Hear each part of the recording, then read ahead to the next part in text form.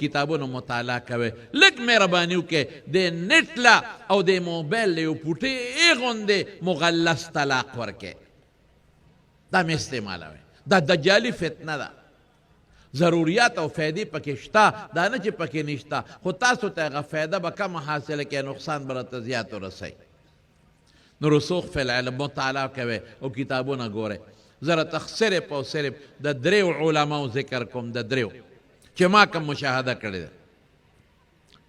زمونږ باباجیو یو کتابو هغه په خپله وی په بونیر کې یو عالم سره او زما خوښو یو ځای کې مې کتلو کتبخانو کې نو مولانا شهزاده صاحب رحمت الله علیه وی د دې تورنګزو نه بونیر ته زه پیاده لاړم هغه کتاب پسې او ځان سره مې کاغذونه واغېشتل قلم دوات مې واغېشت پینونه مینونه هغه زمانه کې نو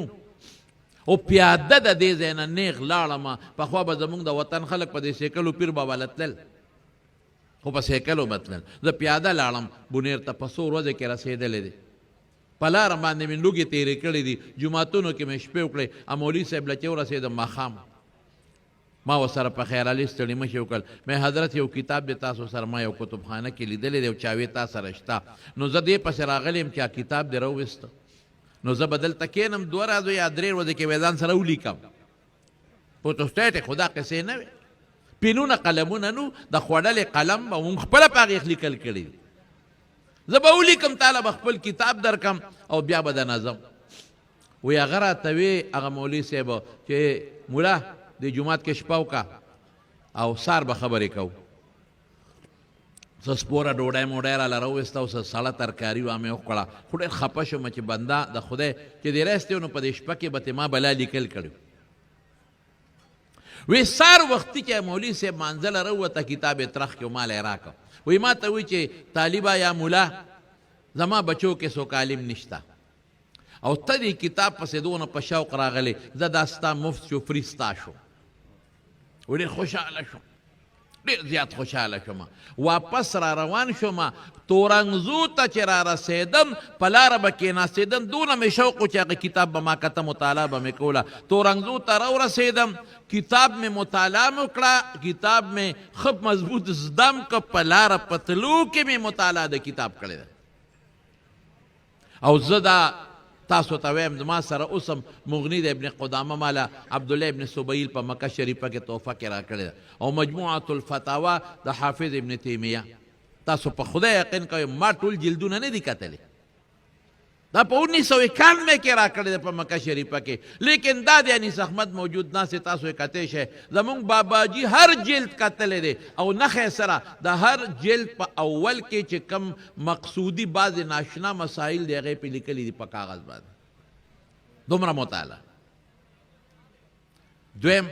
مولانا عبدالحق صاحب رحمت الله علیه ما خدمت کړې دا چې څه دي دا د استادانو د خدمت برکت دی ما کې څه شی دی زه خو یو کمزوری شیم خو د خپلو استادانو نه مې دړه نه دوا ایستره دوا مې ته ایستره داسې مې نه دي پرېښې به مازدیګر به زه تلم هغه به جومات کې به ورسره ناست وم ما موله چاپي کوله په جومات کې هغه زمانه کې دستاربندی نه وې خلکو به طالبان به جومات ته راتلل او پټکې به یې راوړه وي ما ته یې تاو کا په دې اخري ورځو کې ما ته وي بچی تا خو پټکې راوړله چې درته تاو کړم ما د باباجي پټکې راوړه د پاجوس پې مې یاد دي هغه یې د ما د سره تاوه خویده به وی دا خو ډېر مین شی راوړی دی که نه دا خو پختر نه ټینګېږي نو هغه سره به کله زه ګرځېدم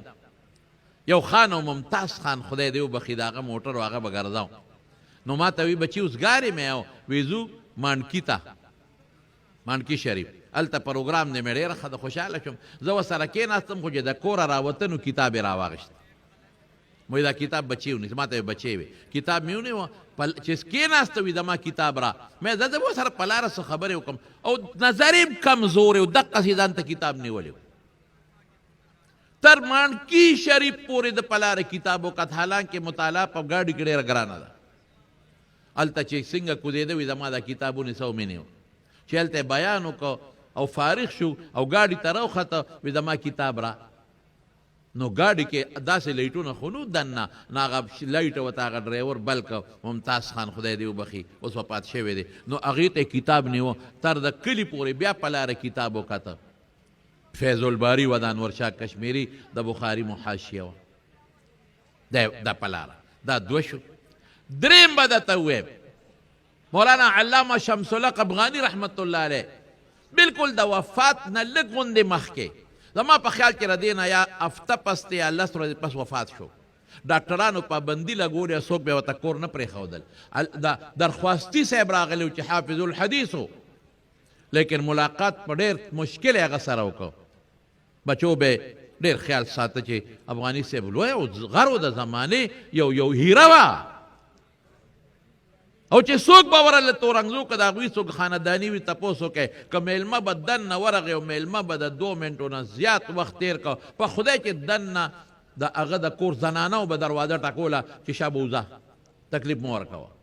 خو زموږ د باباجي به ډېر احترام کو. ما ته وی تپوس ته ځو مې خو څوک دننه نه پرېږدي. وی زموږ ثواب خو به وشي که چې ورولو نو هغه یې دننه کړه. زه ورسره وم بیمار دی ډاکټر پې خبرې بندي کړي دي. ملاقات د درخواستی بابا د سن نه راځي او ملاقات بند. لیکن دقه وخت افغاني صاحب 2 بالښتو ته متکې ته ډډه والې ده قلم کاغذ ورسره دي لیکل کوي. ما وشمېرل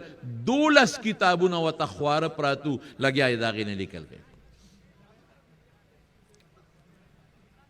ما به ورسره مازدیګر ناستې کولې ورسره م کله خوشطبي م کوله. مې حضرت تاسو دا څه کوئ؟ باباجي ولاړو وی دنه تپوس کوه وی بچی اړه مې غواړي چې دقه کتاب ته ناست یم او زما د څه وخېږي. نو تاسو به مطالعه کوئ